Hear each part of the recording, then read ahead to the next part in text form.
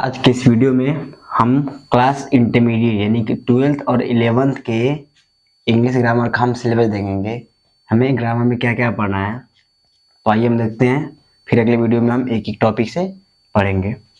हम देखते हैं कि इंटरमीडिएट ग्रामर को 3 सेक्शन में बांटा गया है, सेक्शन ए, बी और सी, जिसमें है सेक्शन ए में है ग्रामर, सेक्शन बी में राइटिंग और सेक्शन सी में है रीडिंग कॉम्प्रिहेंशन। तो हम देखते हैं सेक्शन ए में क्या क्या पढ़ना है हमें। हम देखते हैं जो सेक्शन ए ग्रामर है उसमें हमें पढ़ना है डायरेक्ट एंड इनडायरेक्ट, जिसे नरेशन कहते हैं। इसमें सेंटेंसेस डायरेक्ट इस चीज में दिया रहता है और उसे हमें अपने हिसाब से इनडायरेक्ट में लिखना होता है। दूसरा सिंथेसिस ऑफ सेंटेंसेस। सिंथेसिस का मतलब होता है जोड़, यानी सेंटेंसेस का जोड़, दो या दो से अधिक सेंटेंसेस को जोड़कर हम एक सेंटेंस बनाते हैं। ये सेंटेंस होते हैं 3 टाइप के हो सकते हैं, सिंपल सेंटेंस, कंपाउंड सेंटेंस और कॉम्प्लेक्स सेंटेंसेस। ये होता है सिंथेसिस ऑफ सेंटेंसेस। अगला हमें पढ़ना है ट्रांसफॉर्मेशन ऑफ द सेंटेंसेस, वाक्यों का ट्रांसफॉर्मेशन, रूपांतरण। बेसिकली वाक्यों के बिना अर्थ को बदले हमें उसे रूप में अंतर करना होता है, ट्रांसफॉर्मेशन।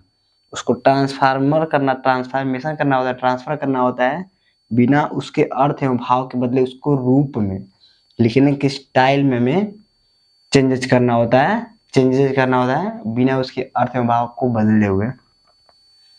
अगला टॉपिक है सिंटेक्स, जिससे हम ऑर्डर पेयर भी कर सकते हैं। सिंटेक्स का मतलब होता है वाक्य संरचना, यानी किसी भी सेंटेंस में जो वाक्य की संरचना है वो रूल के हिसाब से कौन सा शब्द किस स्थान पर रहेगा उसमें हम सिंटेक्स पढ़ते हैं। जैसे सबसे पहले सब्जेक्ट, फिर हेल्पिंग वर्ब, फिर मेन वर्ब, फिर ऑब्जेक्ट, फिर कंप्लीमेंट। तो ये होता है हमारा सिंटेक्स। अगला टॉपिक है हमारा आइडियम्स एंड फ्रेजेस, जिसे हम फ्रेजल वर्ब भी कहते हैं। बेसिकली ये ग्रुप वर्ड्स होता है, वर्डों का ग्रुप होता है, दो या दो से अधिक वर्डों का ग्रुप होता है जो एक स्पेशल मीनिंग प्रदान करता है। जो वर्ड का बेसिकली मीनिंग होता है उस मीनिंग से हटकर एक नया मीनिंग प्रदान करता है, जिसे हमें सेंटेंस में एग्जीक्यूट करना होता है और सेंटेंस में वो अलग अर्थ निकालता है। इसे कहते हैं हम आइडियम्स एंड फ्रेजेस। अगला है एंटोनिम्स एंड सिनोनिम्स। ये हम जानते हैं, एंटोनिम्स मीन्स विलोम शब्द और सिनोनिम्स मीन्स पर्यायवाची शब्द। हम जानते हैं हर एक शब्द का हर एक लैंग्वेज में एंटोनिम्स और सिनोनिम्स होता है, तो ये हम पढ़ेंगे। सो अगला टॉपिक है वन वर्ड सब्स्टिट्यूशन।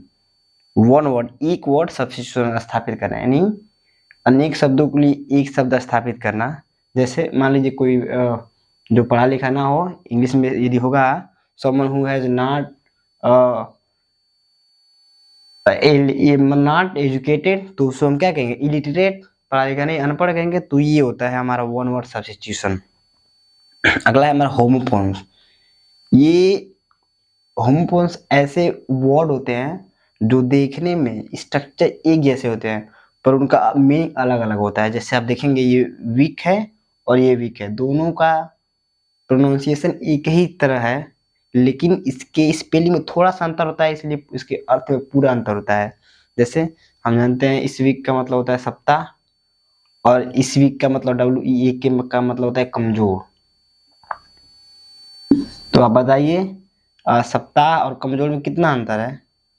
तो यही होता है हमारा होमोफोन। शब्द देखने में एक ही जैसे दिखेंगे पर इसके अर्थ में अंतर होगा और थोड़ा सा स्ट्रक्चर में, स्पेलिंग में भी अंतर होगा। जैसे यहाँ पर EE है, यहाँ पर EAK है, बाकी सब सेम है। तो ये हमारा होता है होमोफोन्स। और ग्रामर सेक्शन का लास्ट टॉपिक है हमारा ट्रांसलेशन। ट्रांसलेशन में रूपांतरण। तो कैसा रूपांतरण? हिंदी टू इंग्लिश, हमें हिंदी से इंग्लिश में ट्रांसलेशन करना होता है। तो हमने ग्रामर का जो फर्स्ट टॉपिक है वो ग्रामर है, उसको हमने देख लिया। इसमें बेसिकली 9 टॉपिक है। डायरेक्ट एंड इनडायरेक्ट नरेशन कहते हैं जिसे हमें। दूसरा सिंथेसिस ऑफ सेंटेंसेस, वाक्यों को जोड़कर एक सेंटेंस बनाते हैं।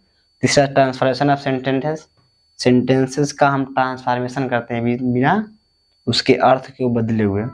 चौथा है सिंटेक्स, ऑर्डर, हम सेंटेंस में वर्ड का ऑर्डर निर्धारित करते हैं कि कौन सा वर्ड कहाँ यूज होगा।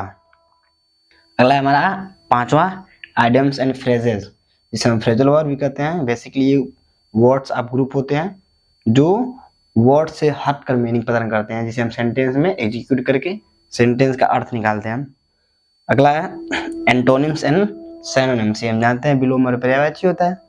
सातवां वन वर्ड सब्स्टिट्यूशन, अनेक शब्दों के लिए एक शब्द का यूज करते हैं, जैसे हिंदी में भी होता है जो कभी न मरे अमर, तो ऐसे इंग्लिश में भी करते हैं। अगला है आठवां होमोफोन्स, दो दो वर्ड एक ही तरह दिखने में होंगे पर उनके मीनिंग अलग अलग होंगे और उनके उनके स्पेलिंग में भी थोड़ा सा अंतर होगा, तो ये होता है हमारा होमोफोन। लास्ट में ट्रांसलेशन, जो हमें हिंदी से इंग्लिश में करना होता है। तो हम ग्रामर सेक्शन को देख लिए, अब हम देखेंगे राइटिंग सेक्शन को। हम देखते हैं यहाँ पर जो सेक्शन हमारा इंटरमीडिएट के ग्रामर का है, सेकंड सेक्शन वो है राइटिंग। उसमें हम देखेंगे क्या है उसमें। फर्स्ट टॉपिक है report writing. Report writing means एक हमें इवेंट दे दिया रहेगा कोई घटना और उस पर हमें रिपोर्ट लिखना होगा। तो ये हम सीखेंगे कि उस रिपोर्ट को हम कैसे लिखेंगे जो बेहतर हो सके। जैसे आप पत्रकार वगैरह को देखते होंगे कि वो या फिर पुलिस वगैरह भी किसी घटना पर एक रिपोर्ट बना तैयार कर दिया है, तो बड़ी सी घटना को छोटे में कैसे पूरा पूरा रिपोर्ट तैयार करेंगे, वो होता है हमारा रिपोर्ट राइटिंग। अगला note making and summary. Basically ये भी एक कहानी की तरह होता है। जैसे नोट मेकिंग, हमें किसी कहानी पर हमें नोट बनाना होगा या फिर समरी बनाना होगा, मतलब उसका संक्षेप में हमको वर्णन करना होगा कुछ ही शब्दों में, तो ये होता है हमारा नोट मेकिंग या समरी। इसको हम पढ़ेंगे तो समझेंगे कैसे हम किसी कहानी या फिर किसी इवेंट पर हम नोट या फिर समरी तैयार कर सकेंगे। तीसरा है एसे राइटिंग। हम जानते हैं एसे राइटिंग मतलब निबंध लेखन होता है। हमें कोई भी एक टॉपिक दे दिया रहेगा और उस पर कहेगा हमें ऐसे लिखना होगा। तो ये आज तक हम जो हाई स्कूल या फिर जूनियर में पढ़ते थे वो ऐसे नहीं लिखना होगा, हम इंटरमीडिएट लेवल पे लिखेंगे। बेसिकली 10 नंबर या फिर 15 नंबर का भी हो सकता है हमारा।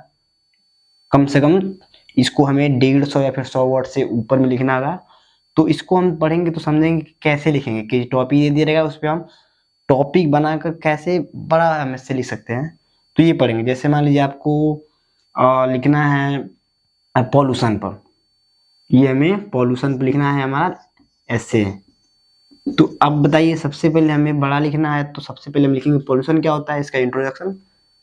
फिर हम देखते हैं कि पॉल्यूशन कितने टाइप के होते हैं, जैसे air pollution, sound pollution, water pollution.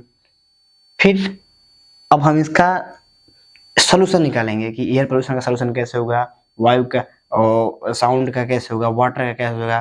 फिर लास्ट वाली हेडिंग हमारी होती है कंक्लूजन, कि हमने क्या सीखा, मतलब पोल्यूशन कितने होते हैं और उसे हम कैसे सॉल्व कर सकते हैं। तो बेसिकली आपके 6-7 पॉइंट हो गए हेडिंग। अब फिर उस पर हम लिखेंगे 40-40 वर्ड भी लिखेंगे तो हमारा 200-250 वर्ड में हो जाएगा। तो ये मतलब होता है आपका इससे राइटिंग। अगला टॉपिक है राइट आर्टिकल राइटिंग, ये फिर शॉर्ट स्टोरी होता है। ये किसी स्टोरी पर हमें आर्टिकल लिखना होता है। आर्टिकल ये पत्रकार वगैरह भी लिखते हैं आर्टिकल। एक तो आर्टिकल, अब तो ये एक आर्टिकल छप के आता है कहानी टाइप, तो कोई नया इवेंट हुआ हो उस पर हमें कुछ आर्टिकल लिखना है, तो ये आर्टिकल होता है। ये हम देखेंगे कैसे आर्टिकल लिखना है। पांचवा लेटर राइटिंग। लेटर राइटिंग का मतलब होता है किसी हम अपने सगे संबंधित या फिर किसी दोस्त या फिर किसी अधिकारी को हम लेटर लिखेंगे। तो ये लेटर कैसा हो सकता है, हम किसी सगे संबंधित या फिर दोस्त को लिखेंगे, तो ये लेटर हमारा रिक्वेस्ट हो सकता है। लेकिन और हाँ, ये जो किसी हम अधिकारी को लिखेंगे अपने एरिया में जो कोई समस्या है, तो हम ये एप्लीकेशन उसे वो भी बोल सकते हैं। तो ये हमारा लेटर राइटिंग होता है। इसमें हम देखेंगे कि इसकी कितने सीरीज हैं, ये हम पढ़ेंगे तो। और जो हमारा ग्रामर का सी सीरीज है, ए हो गया, बी हो गया, सी हो गया, लास्ट वाला है, उसमें पढ़ना है रीडिंग कॉम्प्रहेंशन। ये बहुत इंपॉर्टेंट टॉपिक है। ये आप स्कूल को छोड़कर किसी भी कॉम्पिटिटिव एग्जाम की तैयारी कर रहे हैं तो ये रीडिंग कॉम्प्रहेंशन कंपलसरी हो गया है। जैसे इसमें क्या होगा, कुछ लाइन की कोई स्टोरी दी रहेगी और जो अनसीन रहेगी, जो हमारे पाठ्य पुस्तक से नहीं रहेगी, कहीं से भी दे दी जाएगी, और उसको पढ़कर उसी में से हमें कुछ करीबन 5 क्वेश्चन का आंसर देना होगा। तो इसे हम कहते हैं रीडिंग कॉम्प्रेंशन। एक कॉम्प्रेशन होगा, हिंदी में इसको हम हिंदी में भी ये होता है और इंग्लिश में भी होता है। तो कुछ लाइन से दे दी रहेगी, 10-20 लाइन या फिर एक पेज का, उसी में से हमें क्वेश्चन पढ़ के आंसर देना होगा। जैसे कोई कहानी दे दी रहेगी, उसी में से हमें बढ़िया से पढ़ना होगा, फिर उसका आंसर देना। तो हमने ये देखा कि क्लास 12th का या फिर इंग्लिश 11th का जो है हमारा ग्रामर है, उसका सिलेबस क्या है, कितना है, हमें क्या क्या पढ़ना है, वो हमने आज देख लिया कि इसको हमें तीन पार्ट में पढ़ना है। ग्रामर का पार्ट होगा, एक राइटिंग का पार्ट होगा और एक रीडिंग कॉम्प्रिहेंशन का पार्ट होगा। अब हम अगले वीडियोस में एक एक टॉपिक को, पहले ग्रामर के जो ये 9 टॉपिक हैं, यहाँ पर डायरेक्ट इनडायरेक्ट नरेशन से लेकर ट्रांसलेशन तक, एक ही टॉपिक को हम बढ़िया से पढ़ेंगे। फिर उसके बाद हम राइटिंग वाले सेक्शन को पढ़ेंगे, फिर लास्ट में रीडिंग कॉम्प्रिहेंशन वाले चैप्टर को पढ़ेंगे। तो अब डेली वीडियो आएगा आपका, और ग्रामर की वीडियो को देखने के लिए चैनल को सब्सक्राइब कीजिए, लाइक कीजिए। धन्यवाद।